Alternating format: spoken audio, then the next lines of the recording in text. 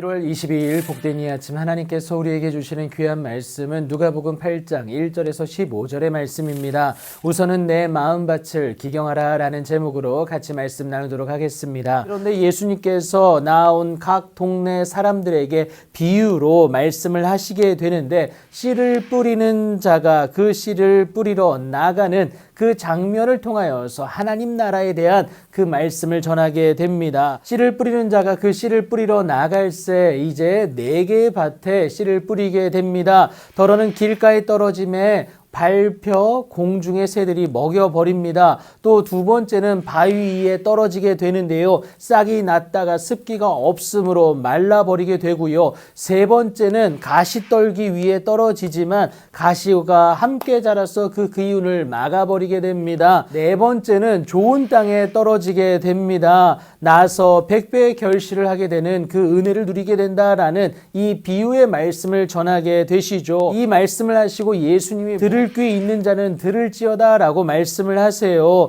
그러니까 누구에게나 드러나기는 했지만 아무나 그것을 깨달을 수 없음을 말씀하고 있는 것인데, 하지만 특별히 사도로 부르심을 받은 그들 아닙니까? 그래서 하나님 나라의 비밀을 아는 것이 그들에게는 허락되었다라는 것을 여러분 아셔야 합니다. 그러나 여러분 안타깝게도 제자들 역시 잘 알지를 못했어요. 그래서 염치불구하고 제자들이 이 비유의 뜻을 묻게 되는데, 씨는 하나님의 말씀이다 라는 것을 정확하게 선포하시면서 시작하십니다. 첫 번째, 길가에 있다는 것은 말씀을 들은 자입니다. 하지만 교만하여서 이 말씀을 방치하게 되는데 마귀가 가서 그들이 믿어 구원을 얻지 못하게 하려고 들었던 말씀을, 뿌려진 말씀을 빼앗아 간다라는 거예요. 두 번째는 바위 위에 있다라고 얘기를 하시는데, 이것은 말씀을 들을 때 기쁨으로 받았으나 일시적인 기쁨 상태에만 머물러 있고 은혜의 소비자다라는 겁니다.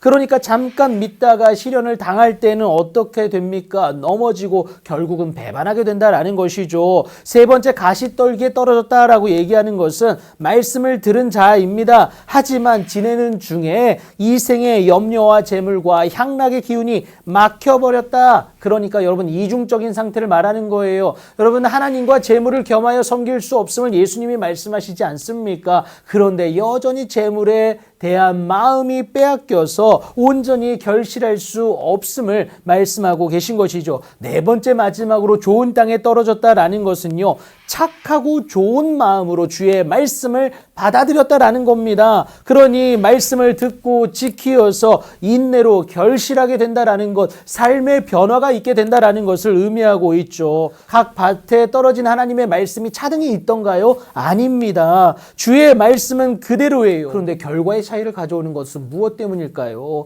여러분, 그것은 바로 땅의 차이다라는 겁니다. 씨가 뿌려진 그 밭이 다르기에 결과도 다를 수밖에 없다라는 거예요. 길가와 같은 우리의 마음밭을 좋은 땅으로 바꿔내는 것이 필요하다라는 것을 여러분 꼭 기억하시기 바랍니다. 그것을 위해서는 그 묵은 땅을, 딱딱한 땅을 기경해내는 것이 필요합니다. 곡괭이로 찍어야 되고요. 삽으로 갈아엎어야 됩니다. 수고스러울 뿐만이 아니라 고통스럽기까지 하겠죠. 하지만 기경해야 한다는 것, 갈아엎어야 된다라는 것을 여러분 꼭 기억하시기 바랍니다. 그래야만이 하나님의 말씀인 그 씨가 들어가 싹을 틔우고 여러분 결실할 수 있지 않겠습니까? 그렇다면 그 기경한다는 것은 무엇을 어떻게 하냐? 하나님은 호세아 선지자를 통해서 너희 묵은 땅을 기경하라. 그리고 나서 말씀하시는 게 뭡니까? 지금이 곧 여호와를 찾을 때다라고 얘기합니다. 다시 말해서 묵은 땅과 같은 내 마음밭을 기경하는 것은 하나님을 찾고 구하는 것이다 라는 겁니다.